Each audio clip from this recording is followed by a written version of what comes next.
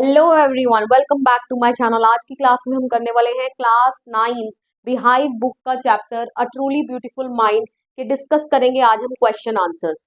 तो चलिए स्टार्ट करते हैं without any delay. Question number 1 says who had these opinions about Einstein. आपको पता है ये चैप्टर बेसिकली किसके बारे में है? एल्बर्ट आइंस्टाइन के बारे में है, जो कि एक बहुत बड़े साइंटिस्ट रह चुके हैं, राइट। तो चैप्टर पढ़ने के बाद यहाँ कुछ स्टेटमेंट्स लिखी है, तो ऐसी ओपिनियन मतलब कि ये सोच किसकी थी एल्बर्ट आइंस्टाइन के बारे में।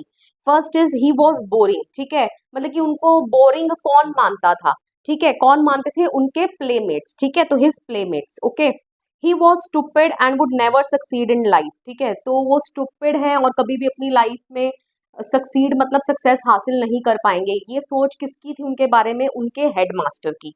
Okay, he was a freak, freak मतलब होता है अजीबोगरीब, ठीक है। उसकी मदर जब वो पैदा हुए, when Albert Einstein was born, उनकी मदर को लगा that he was a freak, ठीक है, नेगेटिव सेंस में कि बाकी बच्चों से क्या है, काफी अलग है। ओके, तो ऐसी सोच किसकी थी? उनकी मदर की थी। Okay, question number 2, explain what the reasons for the following are, ठीक है, तो ये कुछ चीजें दी हुई हैं जैसे आपके चैप्टर में हुई हैं, तो हमें उसके रीजंस बताने हैं। Okay, first part is Einstein leaving the school in Munich for good, ठीक है, आइंस्टाइन ने जो म्यूनिक में वो पढ़ते थे तो उन्होंने वो अपना स्कूल छोड़ दिया था बेहतरी के लिए, ठीक है, उनको लगा कि इसी यही बेहतर रहेगा कि मैं स्कूल को छोड़ दूं।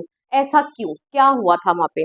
Einstein left the school in Munich for good because he did not like the strict regimentation of the school, ठीक है, क्योंकि उनको स्कूल का जो स्ट्रिक्ट रेजिमेंटेशन मतलब जो स्ट्रिक्ट डिसिप्लिन मेंटेन करने की कोशिश, ठीक है, जिसके चलते वो दूसरों की ओपिनियंस को कोई वर्थ नहीं देते थे, ठीक है, तो उनका जो स्ट्रिक्ट रेजिमेंटेशन था वो उनको बिल्कुल पसंद नहीं आया उस स्कूल का, and even had clashes with his teachers, ठीक है, और आए दिन उनके टीचर्स के साथ क्लैशेस होते रहते थे। सो ही फेल्ट सफोकेटेड देयर, तो उनको वहां बड़ा सफोकेटेड सा फील होता था। ये मैंने लिखा नहीं है बट आप लिख सकते हैं यहाँ पे, therefore he left that school, ठीक है, तो इसलिए उन्होंने उन्होंने वो स्कूल को क्या कर दिया?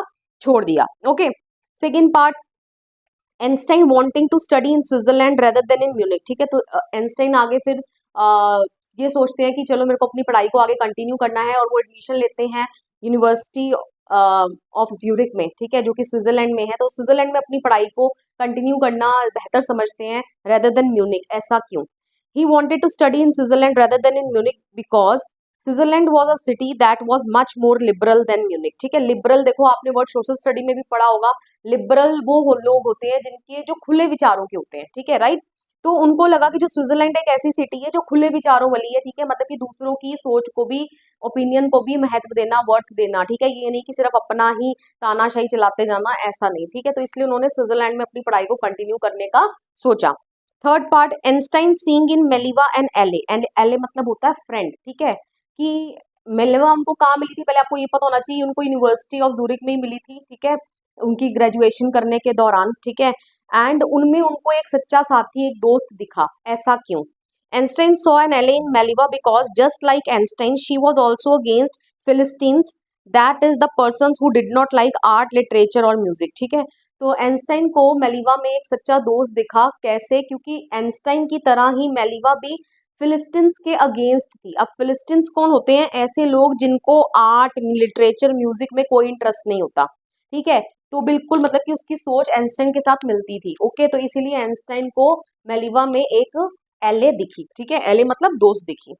Fourth part, what do these tell you about Einstein, ठीक है, इन सब चीजों से जो ऊपर हमने आपने 3 पार्ट पढ़े, ठीक है, तो इससे आपको आइंस्टाइन के बारे में क्या पता चलता है? All these tell us that Einstein was a very liberal person, ठीक है, लिबरल पर्सन मतलब बहुत खुले विचारों के हैं वो, हु लाइक्ड फ्रीडम, ठीक है, जिनको फ्रीडम पसंद है। He had his own views about life, ठीक है, और उनकी अपनी लाइफ से रिलेटेड उनकी खुद की व्यूज हैं, ठीक है, एंड वो चाहते हैं कि उनकी व्यूज को क्या किया जाए? रिस्पेक्ट किया जाए, right. Question number 3, what did Einstein call his desk drawer at the patent office and why, ठीक है, तो आइंस्टाइन जो अपने डेस्क ड्रॉर जो था, डेस्क ड्रॉर मतलब जो जिस डेस्क पर बैठकर हम काम करते हैं तो वहां पर साइड में एक ड्रॉर होता है ना, ठीक है, तो उन्होंने अपने उस ड्रॉर को क्या नाम दिया जब वो पेटेंट ऑफिस में काम करते थे? ओके, एंड वाई, और वो नाम उन्होंने उसको क्यों दिया? Einstein called his desk drawer at the patent office the Bureau of Theoretical Physics. क्या नाम दिया? Bureau of Theoretical Physics. Okay, because all his secretly developed ideas and inventions related to physics are kept in that drawer.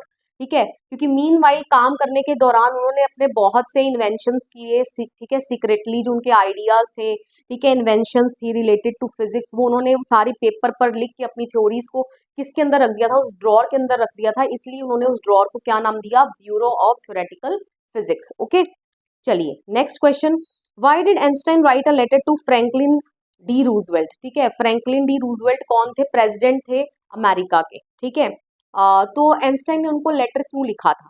When Nazis in Germany had made the discovery of nuclear fission, Einstein wrote a letter to American President Franklin D. Roosevelt to make him aware about Germany's ability to build and use an atomic bomb which could cause destruction at large scale। ठीक है, तो जब Nazis जो थे ना Germany में, जब उन्होंने न्यूक्लियर फिजन की डिस्कवरी कर ली थी और न्यूक्लियर फिजन की डिस्कवरी से एटॉमिक बॉम्ब को बनाया जा सकता था, तब उस वक्त आइंस्टाइन ने अमेरिका के उस वक्त के जो प्रेसिडेंट थे फ्रैंकलिन डी रूजवेल्ट, उनको एक लेटर लिखा जिसमें उन्होंने उनको अवेयर किया कि जर्मनी के पास ये एबिलिटी है कि वो एटॉमिक बॉम्ब को बना सकते हैं और उसको फ्यूचर में यूज भी कर सकते हैं, जिससे कि लार्ज स्केल डिस्ट्रक्शन जो है वो हो सकती है। Okay, clear. Question number 5, how did Einstein react to the bombing of Hiroshima and Nagasaki.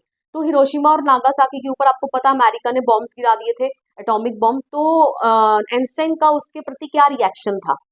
Einstein was deeply shaken by the bombings of Hiroshima and Nagasaki, ठीक है, means he was deeply shaken मतलब उनको बहुत गहरा झटका लगा, ठीक है। He did not want कि कोई भी जो है ना वो एटॉमिक बॉम्ब लगी साइंस का गलत इस्तेमाल करे, ठीक है, अपने वेलफेयर के लिए।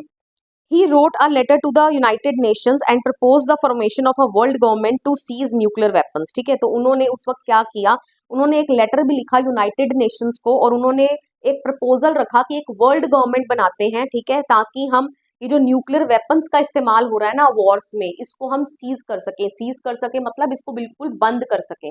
Okay, clear. Next question, why does the world remember Einstein as world citizen, ठीक है, जो ये दुनिया है वो आइंस्टाइन को वर्ल्ड सिटीजन के तौर पे क्यों याद करती है। The world remembers Einstein as a world citizen because he campaigned for peace and democracy and was against the use of nuclear weapons, ठीक है, तो सबसे पहला रीजन तो यही है कि उन्होंने कैंपेन मतलब बहुत सारे कैंपेन्स ऑर्गेनाइज किए हैं ना, रैलीज वगैरह, किसके लिए, पीस, शांति बनी रहे एंड डेमोक्रेसी, ठीक है, और डेमोक्रेसी रहना चाहिए क्योंकि डेमोक्रेसी होगा, क्योंकि मोनार्कीज थी जिसके चलते क्या आपको पता ही, आपने हिस्ट्री पढ़ी है, वॉर्स वगैरह जो है थे वो होते जा रहे थे अलग अलग देशों में, राइट। तो वो चाहते थे कि पीस बना रहे, डेमोक्रेसी आ जाए, okay, and was against the use of nuclear weapons, और वो चाहते थे कि जो वॉर्स में जो न्यूक्लियर वेपन्स का इस्तेमाल किया जा रहा है that should not be done, ठीक है, उसको बिल्कुल भी इस्तेमाल ना किया जाए।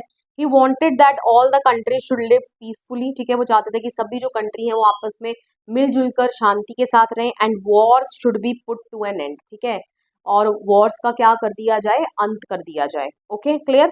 सो there is one extra question also जो मैंने आपके लिए फ्रेम किया है, why was Einstein's mother against his marriage to Mileva Maric, ठीक है, जो आइंस्टाइन की मदर थी जो उन्होंने पहले शादी करी थी मेलिवा मैरिक से, ठीक है, दो that marriage did not survive, ठीक है, फॉर सो लॉन्ग, ज्यादा लंबी उनकी शादी चलती नहीं है, 1903 में होती है, and he no divorced in 1919, okay, and he had 2 sons from Mileva Maric. तो मेलिवा मैरिक से जब उनकी शादी हुई तो उनकी मदर जो थी she was against this marriage, why so, ठीक है, ऐसा क्यों। Einstein's mother was against his marriage to Meliva Merrick because she was 3 years older than him, ठीक है, पहली बात तो वो उनसे 3 साल बड़ी थी, ओके, एंड टू इंटेलेक्चुअल मतलब बहुत ज्यादा दिमागी रूप में बहुत ज्यादा तेज थी, ठीक है, बुक वॉर्म जस्ट लाइक हर सन आइंस्टाइन, मतलब उनकी मदर का सोचना था कि मेलिवा मैरिक जो है बिल्कुल बहुत ज्यादा इंटेलेक्चुअल है, मैंने कहने का मतलब आइंस्टाइन की तरह ही किताबी कीड़ा है। Okay, Einstein's mother was afraid that Meliva would not be able to fulfill the traditional role of a wife and a housekeeper, तो उनकी मदर को ये डाउट था, ठीक है, वो डरी हुई थी कि जो मेलिवा मैरिक है वो एक वाइफ का जो रोल है, हाउसकीपर का जो रोल है वो प्ले नहीं कर पाएंगी अपनी बहुत ज्यादा जो उनके पास इंटेलेक्चुअल एबिलिटी है, ठीक है, उसके चलते। Okay, so all these are the question answers of the NCERT. I think सब आपको सभी क्वेश्चन आंसर्स जो हैं वो क्लियर हो गए हैं। वीडियो पसंद आया, वीडियो को लाइक करिए, शेयर करिए, कमेंट करके बताइए वीडियो आपको कैसा लगा, and please don't forget to subscribe my channel. मिलेंगे नेक्स्ट वीडियो में, टिल देन बाय बाय।